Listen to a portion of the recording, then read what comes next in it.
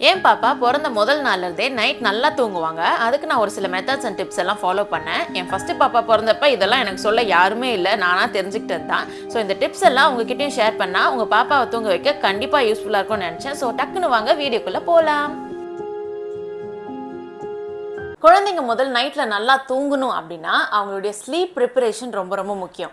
நான் என்னெல்லாம் பண்ணுவேன்னா, அவங்களுக்கு இந்த நைட் ட்ரெஸ்ஸை முதல் போட்டு விட்டுருவேன். இது வந்து கால் கை எல்லாமே கவராக இருக்கும். ஸோ நைட்டில் சப்போஸ் அவங்க குளிர்ச்சுனா கூட அவங்களுக்கு ஒழுங்காக தூக்கம் வராது. அதை ஓவர் கம் பண்ணுறதுக்காக இந்த மாதிரி நைட் சூட் மாதிரி நான் போட்டு விட்டுருவேன். நம்பர் 1 இதை நான் டே 1லேருந்தே போட்டுட்டு இருந்தேன். ஸோ தட் அவங்களுக்கு வந்து இந்த நைட் ட்ரெஸ் போட்டுட்டாலே ஓகே நைட் டைம் தூங்கணும் அப்படின்ற அந்த ஒரு இது வந்துடும்ன்றதுக்காக. ஒரு சில குழந்தைங்களுக்கு ஸ்வாடில் பண்ணிக்க பிடிக்காது. ரொம்ப நியூ பார்ன் ஸ்டேஜ்ல ஸ்வாடில் பண்ணி வைக்க சொல்லுவாங்க. பட் ஒரு 15-20 டேஸ்க்கு அப்புறம் நிறைய குழந்தைங்களுக்கு ஸ்வாடில் பண்ணிக்க பிடிக்காது. அதை ஓவர் கம் பண்றதுக்கு இந்த நைட் சூட்டை நீங்க யூஸ் பண்ணிக்கலாம். இது ரொம்பவே யூஸ்ஃபுல்லா இருக்கும். அதுக்கப்புறம் ஃபுல்லா பெட் எல்லாம் நல்லா தட்டி அழகா ப்ரிப்பேர் பண்ணி வச்சிருவேன். நைட் டைம்க்கு தேவையான டயப்பர்ஸ் இது எல்லாமே பக்காவா அரேஞ்ச் பண்ணிட்டு கொசுவெல்லாம் சொருகி நீட்டா எல்லாமே அரேஞ்ச் பண்ணிடுவேன். இது எந்த டைம்ல பண்ணணும்னா ஒரு 7:30-8 மணிக்கே நான் இந்த ப்ரிப்பரேஷன் எல்லாமே ஸ்டார்ட் பண்ணிடுவேன். நெக்ஸ்ட் வந்து அவங்க ஸ்லீப் என்விரான்மெண்ட் ரொம்ப ரொம்ப முக்கியம்.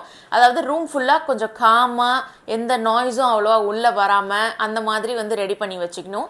ரூம் டெம்பரேச்சரும் ரொம்ப முக்கியம். ஏசி ரொம்ப குளிர்ச்சுன்னா அதுவும் வந்து அவங்களுக்கு தூக்கம் வராமல் இருக்கும். ஹாட்டாகவும் இருக்கக்கூடாது.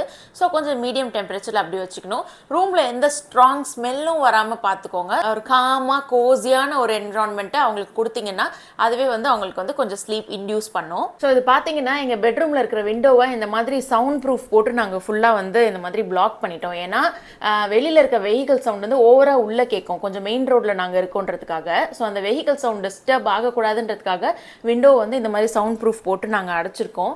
இது மேபி நீங்கள் ட்ரை பண்ணுங்கள். ஒரு நல்லாவே வந்து சவுண்ட் கொஞ்சம் நல்லா கட் ஆகுது. அடுத்து இருக்கிறதுலே முக்கியமான டிப், ஈவினிங்க்கு மேலே அவங்க நேப் டைமை ஷார்ட்டாக வச்சுக்கோங்க. தூங்கி ஏஞ்சதுக்கப்புறம் முழிச்சிருக்கிற டைம் எக்ஸ்டெண்ட் பண்ணியிருக்கிற மாதிரி பார்த்துக்கோங்க. ஸோ தட் அடுத்த ஆக்டிவிட்டி அவங்க பால் குடிச்சிட்டு ஸ்ட்ரெயிட்டாக தூங்கிடணும். நீங்கள் குழந்தை தூங்குதுன்னு ஈவினிங் மேலே ஒரு 3 ஹவர்ஸ்லாம் தூங்க விட்டீங்கன்னா முடிஞ்சு சொல்லி அதுக்கப்புறம் அடுத்த ஸ்லீப் போகிறதுக்குள்ள ரொட்டீனே மாறிடும். அவங்களும் கன்ஃபியூஸ் ஆயிடுவாங்க. என் பாப்பாவை நான் எப்படி தூங்க வைக்கிறேன்றத ரியலிஸ்டிக்கா பார்க்கலாமா? நைட் ட்ரெஸ் எல்லாம் மாத்திட்ட பிறகு என் ஹஸ்பண்ட் இல்லைன்னா என் அம்மா பாப்பா வச்சுப்பாங்க. அந்த கேப்ல தான் நான் பெட் அரேஞ்ச்மெண்ட்ஸ் எல்லாமே பண்ணுவேன். முக்கியமா பூச்சி எறும்புலாம் இல்லாம இருக்கான்னு டபுள் செக் பண்ணிப்பேன். இவங்க எப்பவே தூங்கிட்டாங்களா? அப்புறம் என்ன பண்ணனா ஒரு 10 நிமிஷம் மட்டும் தூங்க போட்டு எழுப்பிடுவேன். ஸோ ஒரு அரை மணி நேரம் அப்படியே முடிச்சிருப்பாங்களா, அதுக்கப்புறம் பசி வந்துடும். அப்போ ஃபீடு கொடுத்து ஒரு ஐடியா தூங்க வச்சுருவேன். ஸோ இந்த டெக்னிக் தான் நான் ஃபாலோ பண்ணுவேன். சப்போஸ் இந்த டைமில் அப்படியே தூங்கிட்டாங்கன்னா சொன்ன மாதிரி அவளை கொண்டு போய் அப்படியே பெட்ல போட்டேன். எந்திரிச்சுவாளான்னு பார்த்தேன், ஏஞ்சிக்கல. ஸோ நான் பாட்டுக்கு லைட்லாம் ஆஃப் பண்ணேன். அந்த சுவிட்ச் சத்தத்தை கேட்டு அவ டக்குன்னு ஏஞ்சிட்டா.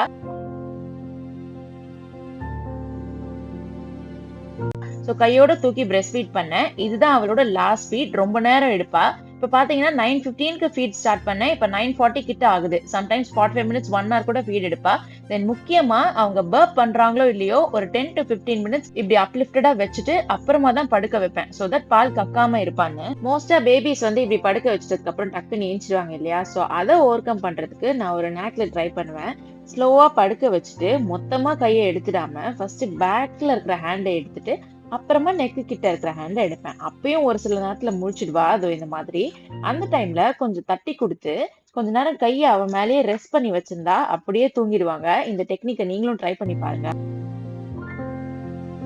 அவ்வளவுதான். இப்படியே 10 மணி ஆச்சா, நானும் இதோட படுத்துட்டு இவ அடுத்து எப்ப எந்திரிக்கிறாளோ அப்பதான் எஞ்சி ஃபீட் கொடுப்பேன். அன்னைக்கு ஒரு 2:30 மணிக்கு எழுந்திரிச்சா அப்ப பிரஸ்ட் ஃபீட் பண்ணி கையோட தூங்க வச்சுட்டேன். இப்ப 2.5 மாசம் ஆகுது இவளுக்கு. சோ இந்த ஸ்டேஜ்ல 5 ஹவர்ஸ் அட் ஸ்ட்ரெச் தூங்க வைக்கிறது ஓகே. பட் பிறந்து 2 வீக்ஸ் 3 வீக்ஸ் தான் ஆகுதுன்னா நீங்க இவ்வளவு நேரம்லாம் தூங்க விடாதீங்க. ஒரு 2 to 3 ஹவர்ஸ் கேப்ல ஏஞ்சி ஃபீட் பண்ணி தூங்க வச்சிருங்க. அவ்வளவுதான். இதோட மார்னிங் 6க்கு ஏஞ்சிட்டாங்க. இப்படிதான் நைட் டைம்ல இவ்வளவு நான் தூங்க வச்சு பழகினேன்.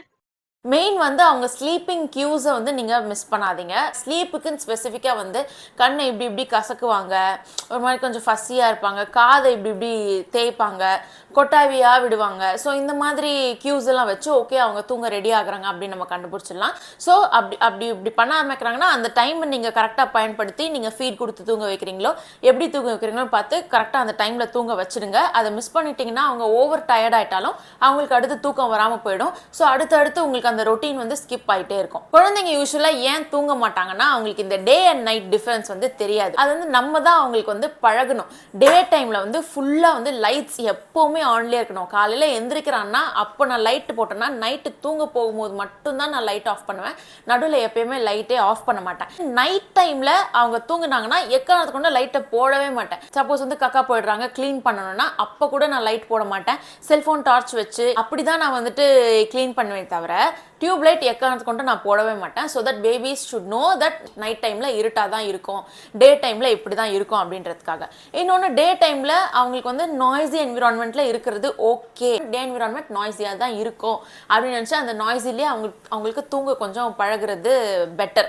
ஏன்னா நைட் டைமில் இந்த நாய்ஸ் எல்லாம் எதுவும் இருக்காது, எல்லாமே காம் ஆகிடும், சைலண்ட் ஆகிடும். ஸோ அவங்களால பெட்டராக அப்போ தூங்க முடியும். அவங்களுக்கு தூங்க வைக்கிறதுக்கு முன்னாடி அவங்களுக்கு உடம்புல எதனா ப்ராப்ளம் இருந்துச்சுன்னா அதை முதல் சால்வ் பண்ண பார்க்கணும். For example most of the பேபிஸ்க்கு ஃபர்ஸ்ட் 3 monthsல கோலிக் ஆவாங்க, வயிறு வலிக்கும். கரெக்டா அந்த கோலிக் ஆகிற டைம்லாம் நீங்கள் அவங்களுக்கு சப்போஸ் உங்கள் டாக்டர் ஏதாவது கோலிகேட் அந்த மாதிரிலாம் ப்ரிஸ்கிரைப் பண்ணியிருந்தாங்கன்னா அதை போடுங்க. நான் இந்த மாதிரி இந்த மதர்ஸ் பாஷ் ஆயுர்வேதிக் கோலிக் லிக்விட் மாதிரி நான் ஒன்று வாங்கி வச்சிருக்கேன். எப்பயாச்சும் வயிறு வலி வந்துச்சுன்னா வந்து நான் இதை கொடுப்பேன். உங்களுடைய ஸ்லீப் ரொட்டீன் எவ்வளோக்கு எவ்வளோ முக்கியமாக ஃபாலோ பண்ணுறீங்களோ உங்களுடைய டே ரொட்டீனும் வந்து அவ்வளோக்கு எவ்வளோ ஈக்குவலி இம்பார்ட்டன்ட்.